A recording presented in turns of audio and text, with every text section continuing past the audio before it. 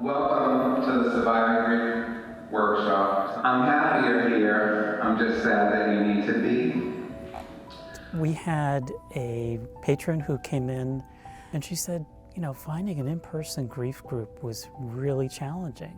Then I chimed in that last year I had lost both my mom and my dad.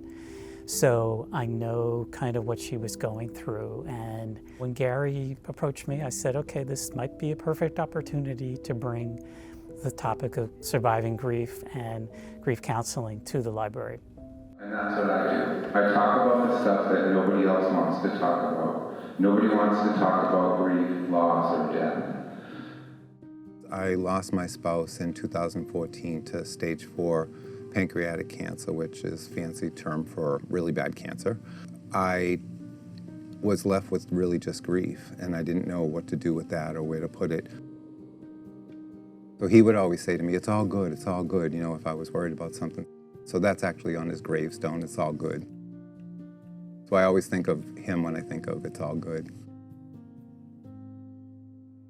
When he died, I felt like the loneliness was so intense. And I always say that a future with only sadness and sorrow in it is a pretty grim prospect. And I think that it's important to tell your story, like tell it over and over again. And what the problem is, and I call it like the time after the casserole stopped coming, nobody wants to hear the story anymore. And sometimes the only people that really want to hear those stories are people that also lost a piece of their heart. I joined a grief support group. I also did one-to-one grief counseling, and I became a volunteer bereavement facilitator. So I was a peer facilitator. I would sit in the group and I would tell my story to them and kind of share what I did and how I survived my grief. And then as that went on, I progressed into pretty much getting promoted to doing the groups on my own. My workshop was born out of the fact that I was hearing the same thing over and over in the grief support groups that I was facilitating. So I decided, you know, this would be really helpful, I think, to almost put it into like a grief 101 type of thing. And because I think when we fear something if we don't know about it. So if we don't understand grief, we fear it more. C.S. Lewis said in his book, A Grief Observed, no one ever told me that grief was so like fear. Even though grief is unique to everyone and everyone's relationship is unique, there's still a lot of the same similarities that we all go through when we lose someone we love. If someone was new to a loss and asked me like what my advice would be, I would say seek help. You know, whether it's a support group, whether it's a one-on-one, you know, a person that specializes in therapy on grief and loss or trauma, because a lot of people suffer trauma as well. Hope Floats in Kingston, which is a health and wellness center. They do everything from grief support groups. I do my workshops there. They have guest speakers that come in. They have yoga classes. They have a kids club. Just a lot of great resources there. I also always tell people definitely, again, seek a specialist in grief counseling or even read books. I have a book called Surviving Grief 365 Days a Year. So you read one daily reflection for every day of the year. I also have Coping with Grief During the Holidays workshop. The thing about holidays when you're grieving is usually the anticipation of the day is actually worse than the actual day.